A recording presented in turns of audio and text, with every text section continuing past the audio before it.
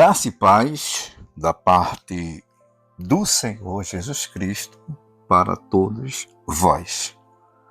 Hoje eu quero dar um tema para a palavra do dia dizendo o sono. E quero subordinar esse tema no texto bíblico que se encontra na carta do apóstolo Paulo, escrevendo aos Efésios, capítulo 5, vou ler do versículo 14 ao 17. Dizem assim: Pelo que diz, desperta tu que dormes, e levanta-te dentre os mortos, e Cristo te esclarecerá. Portanto, vede prudentemente como andais, não como nécios, mas como sábios, remindo o tempo, porquanto os dias são maus.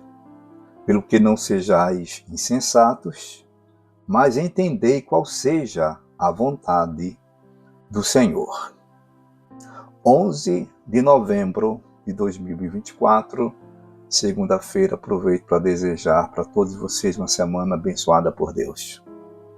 Santo, perfeito Deus, misericordioso Pai, é no nome de Jesus Cristo, teu Filho amado, que aqui estou em oração. Quero te agradecer por esse momento.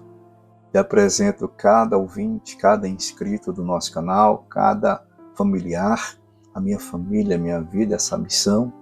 Te apresento o Brasil, nossa nação e todas as nações do mundo. Apresento a tua igreja, desperta o teu povo, Pai. Eu te peço que seja assim, em nome de Jesus. Bom, pessoal, hoje eu dei esse tema para a palavra do dia dizendo o sono. Não quero nem falar sobre sono no sentido físico, mas todo mundo sabe que o sono é o reflexo de um cansaço, de uma exaustão e que, quer queiramos ou não, a gente vai se render a esse sono físico. Mas eu não quero falar do sono físico. Esse, inclusive, é benéfico para o nosso corpo. Quero falar de um sono que não traz bem para a nossa vida espiritual, que é o sono justamente espiritual. Compare o seu corpo físico como sendo um corpo espiritual semelhante, onde as emoções, onde as dificuldades, os desafios apresentam-se diante de você, da senhora, do senhor. E às vezes você, a senhora, o senhor e eu queremos desistir. Queremos jogar tudo para o ar. É assim que acontece na vida física, no corpo físico, mas também, mesmo sem percebermos, fazemos isso com o corpo espiritual. Eu conheço uma pessoa que, para fugir dos problemas que estava essa pessoa vivendo, das angústias que essa pessoa estava vivendo, sofrendo muito, essa pessoa tomou vários soníferos, vários remédios para dormir. Dormiu tanto essa pessoa, gente, que precisou ser acordada por alguém. Alguém desconfiou que a pessoa estava muito tempo na cama e foi lá para chamar essa pessoa. Então, quando essa pessoa acordou, descobriu como muitas coisas tinham acontecido.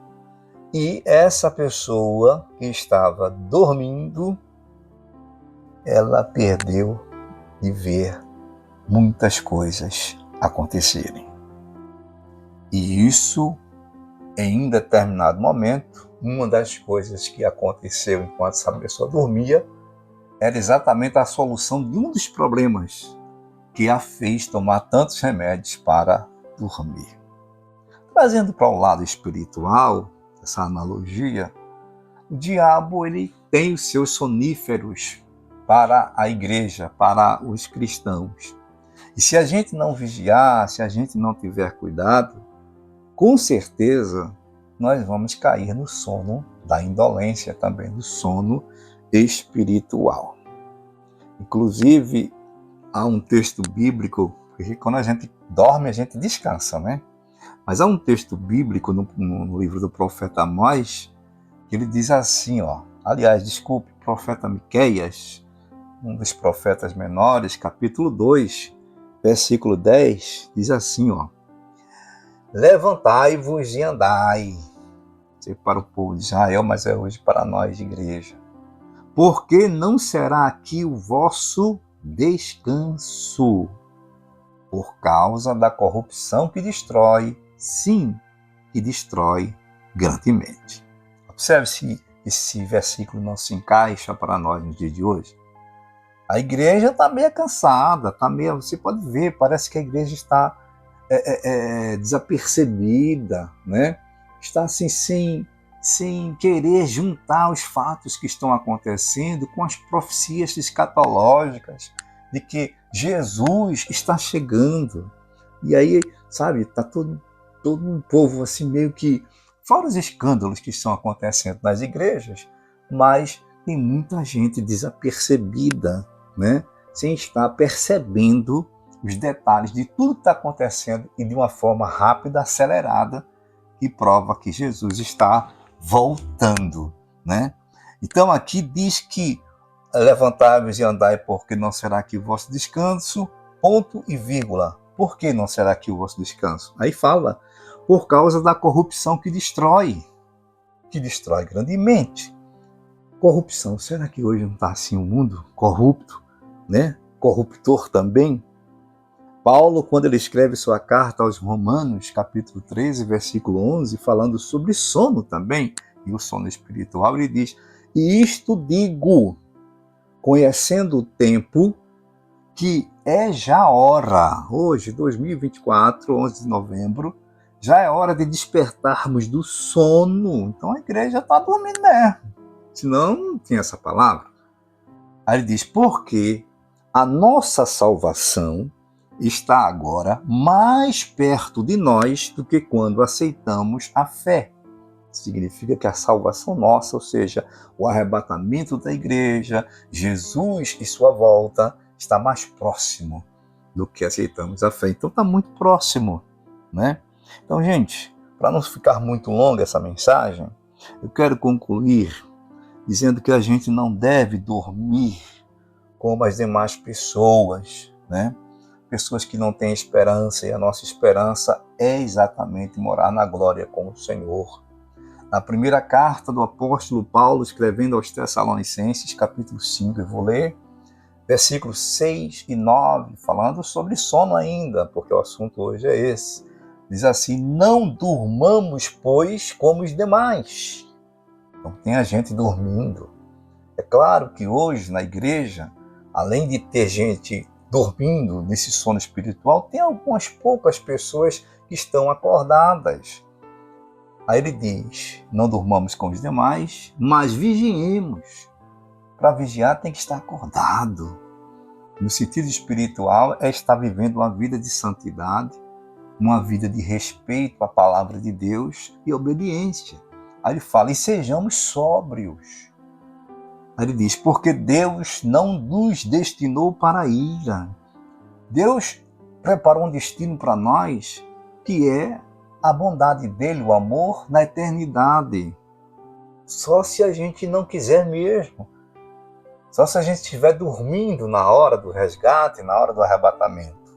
Aí ele diz, mas para a aquisição da salvação. Deus nos destinou para isso, por nosso Senhor Jesus Cristo. Então que Deus nos ajude, né, meus irmãos? Na leitura base, Paulo fala aqui uma coisa muito, assim, que tem a ver com os nossos dias hoje. Mas antes ele diz, desperta tu que dormes e levanta-te dentre os mortos, mortos aqui, espirituais, tá? E Cristo te esclarecerá. Veja, tem duas classificações aqui de pessoas nesse versículo 14. Os que dormem e os que já estão mortos. Misericórdia. Os que dormem podem, né, de uma forma ou de outra, assim, ser sacudido e despertar a tempo. E quem está morto? Gente, isso é muito sério, é muito importante a gente ter isso na nossa mente.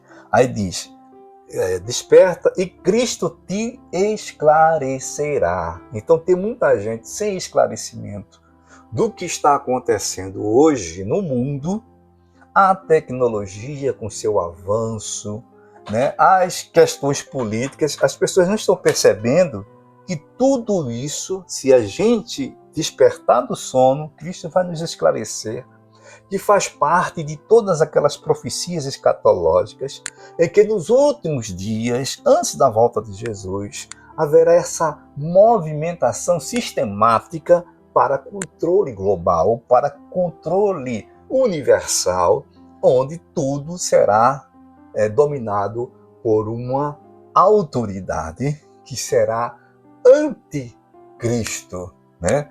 Então tudo isso já está preparado, gente, já está pronto. O dia é hoje, preste bem atenção. Se é para mim em primeiro lugar, já se é desperta, acorda, porque Jesus está chegando e as coisas ruins estão acontecendo. Estamos vivendo já o princípio de dores. Como sempre digo, como pré-tribulacionista, não creio que a igreja vai passar pela grande tribulação, mas vamos passar por um sofrimento. Então, quando estiver bem próximo, né, da tribulação mesmo, da grande tribulação, a igreja será arrancada daqui. E a grande tribulação vai acontecer, começa a acontecer exatamente no coração do desviado, daquele que conhecia a palavra do Evangelho e não subiu para a igreja. E a gente sabe que vai acontecer nos 3 anos primeiro, 3 anos e meio primeiro, e os 3 anos e meio restantes, porque a grande tribulação compreende-se em 7 anos. Gente, está tudo armado, está tudo aí já mostrando pra gente. Não é tempo mais de brincar, aliás, não temos mais tempo, tá? Que Deus nos ajude e tenha misericórdia de nós e nos salve. Ótimo dia a todos, servo de Deus, Gessé.